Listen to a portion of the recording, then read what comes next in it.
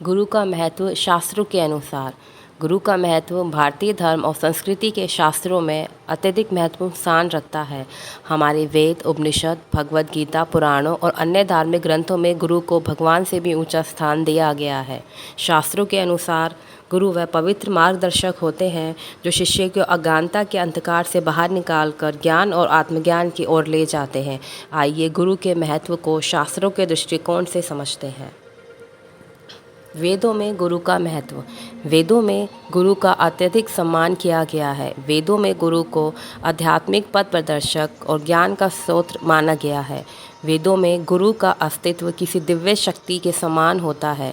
वेदों में यह भी कहा गया है कि गुरु के बिना आत्मज्ञान प्राप्त करना संभव नहीं है। उदाहरण के लिए ऋग्वेद के एक श्लोक में गुरु का उल्लेख किया गया है।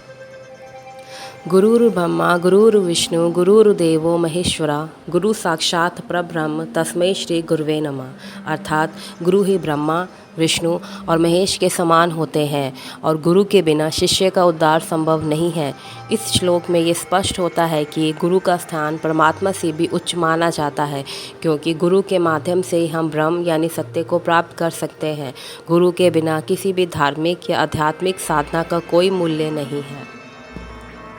उपनिषदों में गुरु का महत्व। उपनिषदों में गुरु का स्थान परमात्मा से भी ऊंचा माना गया है। उपनिषदों में गुरु शिष्य के आत्मज्ञान के लिए मार्गदर्शक होते हैं। गुरु शिष्य को आंतरिक सत्य और ब्रह्म के अस्तित्व को समझाने में सहायता करते हैं। कठ उपनिषद में कहा गया है, शिष्य को अगर वास्तविक ज्ञान प्राप्त करना है तो उसे पूरी तरीके से जागरूक, समर्पित और सजग रहना होगा। साधना की राह कठिन है, जैसे कि एक तीव्र चाकू की धार पर चलना, लेकिन यदि हम गुरु के मार्गदर्शन से सही दिशा में चलें तो हम अंततः सफलता प्राप्त कर सकते हैं। भगवद गीता में गुरु का महत्व। भगवद गीता में श्री कृष्ण ने अर्जुन को ज्ञान देने के लिए अपने आप को गुरु के रूप में प्रस्तुत किया है।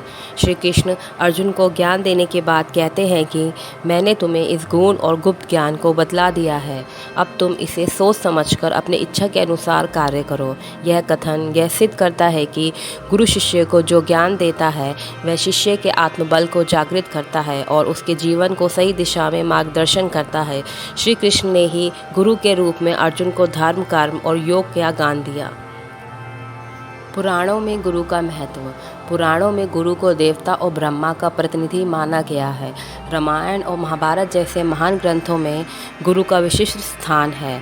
रामायण में गुरुओं की महिमा का वर्णन करते हुए कहा गया है कि गुरु बिना ज्ञान न होए, गुरु ही परमेश्वर है। महाभारत में भी कहा गया है कि गुरु का स्थान देवता से भी ऊंचा होता है।